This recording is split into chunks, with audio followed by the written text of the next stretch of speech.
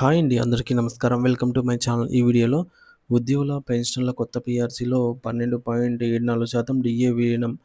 దీనికి సంబంధించిన పూర్తి వివరాలు ఈ వీడియోలో తెలుసుకుందాము. వీడియో అయితే ఎక్కడే కానీ స్కిప్ చేయకుండా ఎండ్ వరకు చూసేయండి. అప్పుడే ఇన్ఫర్మేషన్ పూర్తిగా అర్థమవుతుంది. అలాగే వీడియో చూస్తున్న ప్రతి ఒక్కరు వీడియోకి లైక్ చేయండి ఫ్రెండ్స్. ఈ వీడియోని తోటి ఉద్యోగ పెన్షన్ మిత్రులతో అయితే షేర్ చేయండి. కొత్తగా మన ఛానల్ చూస్తున్న వారు ఇంకా ఎవరైనా సబ్స్క్రైబ్ చేసుకోకపోతే వెంటనే మన ఛానల్ అయితే సబ్స్క్రైబ్ చేసుకోండి.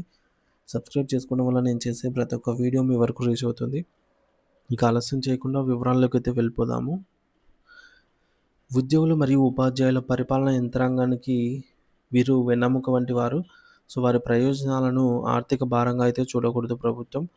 రెండో పీఆర్సీ అమలు తేదీ జూలై 1, 2023గా నిర్ణయించబడింది. ఆ తేదీ నాటికి ఉన్నటువంటి 33.67% డీఏని మాత్రమే పీఆర్సీలో విలీనం చేయాలి. మిగిలిన 5 పెండింగ్ డీఏల మొత్తం 12.74% కలిపి పీఆర్సీలో అయితే విలీనం చేయకూడదు. ఇది చాలా ప్రమాదము అని జెప్పేసి ఉద్యోగులు కోరుతున్నారనమాట. ఎందుకంటే ఇంకా ప్రకటించని డీఏలకి అరియర్స్ అయితే రావన్నమాట పీఆర్సీలో విలీనం చేస్తే. పైకేమో జీతం పెరుగుతుంది కానీ అరియర్స్ ఎప్పటికి రావు. అలాగే బేస్ ఇయర్ అనేది 2021గా పీఆర్సీలో తీసుకోవాలి, పరిగణించాలి. 2000 1గా తీసుకోకుండా 2016గా అయితే పరిగణించాలి అని జెప్పేసి కోరుతున్నారు. ఎందుకంటే 2001లో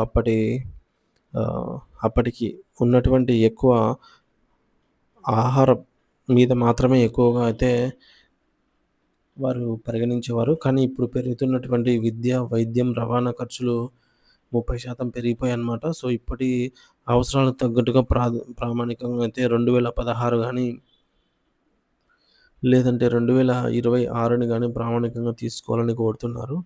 అశాస్త్రీయమైన వేతన సవరణ వల్ల పదవీ విరమణ ప్రయోజనాలైన గ్రాట్యుటీ మరియు కాంపిటీషన్ మొత్తాలు తగ్గిపోతాయి.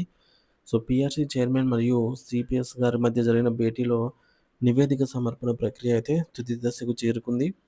ఉద్యోగుల కొనుగోలు శక్తిని పెంచే విధంగా గౌరవప్రదమైన ఫిట్మెంట్ ప్రకటించాలని సంఘాలు డిమాండ్ చేస్తున్నాయి.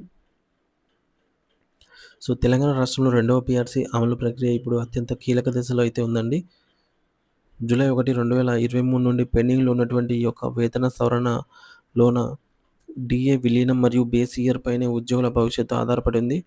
ప్రభుత్వం 5 పెండింగ్ డీఏలను ముందే విలీనం చేస్తే ఉద్యోగుల అరియర్స్ నష్టపోతారని, అలాగే బేస్ ఇయర్ 2001ని వాడితే పెరిగిన ఆధునిక ఖర్చులకు న్యాయం జరగదని ఈ వ్యాసం అయితే వివరిస్తోంది.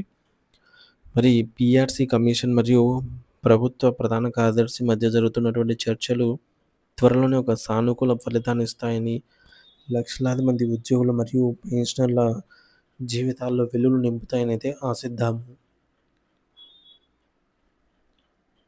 Thank you for watching this video.